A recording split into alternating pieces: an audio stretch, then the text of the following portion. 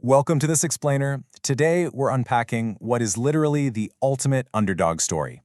We're going to look at one of the most potent historical premises ever articulated, a single, powerful sentence that perfectly sets up the stakes, the extreme contrast, and the crazy dramatic tension of a truly monumental clash.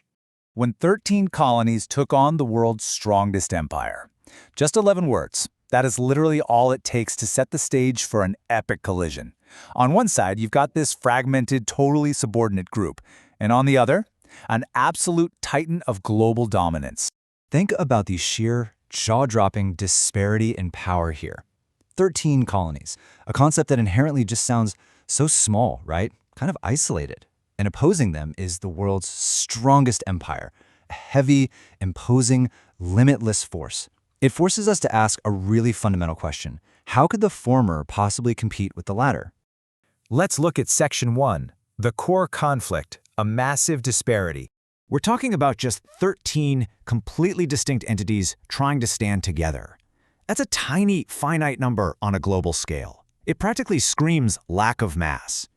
But the real kicker here is the fragmentation. To achieve literally anything, these 13 separate parts had to somehow coordinate and act as one single unit. That is a massive logistical nightmare before a single shot is ever even fired. And remember, their starting position. It was one of absolute inherent vulnerability. By their very definition, colonies lack all the usual levers of power.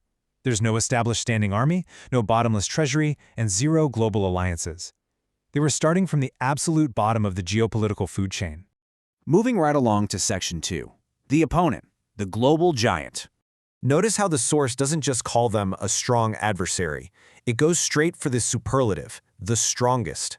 And by attaching the word worlds, the camera just completely zooms out. This wasn't some little regional border dispute.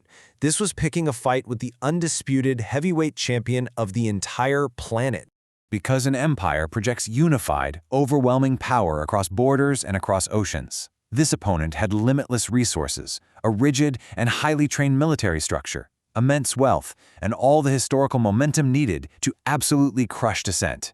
It was the ultimate immovable object.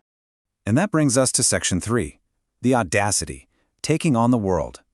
Look at that simple, action-oriented phrase, took on. It's active, it's aggressive.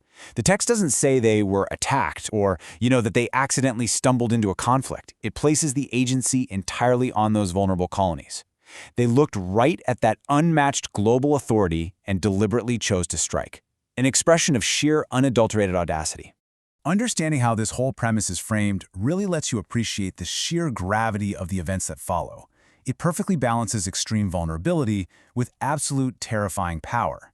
So I want you to internalize this massive disparity for a second and ask yourself, how on earth does a fragmented group of 13 subordinate colonies even begin to take on the world's absolute strongest empire? Thank you so much for joining me for this explainer, and keep questioning the incredible stories hidden right inside the structure of our history.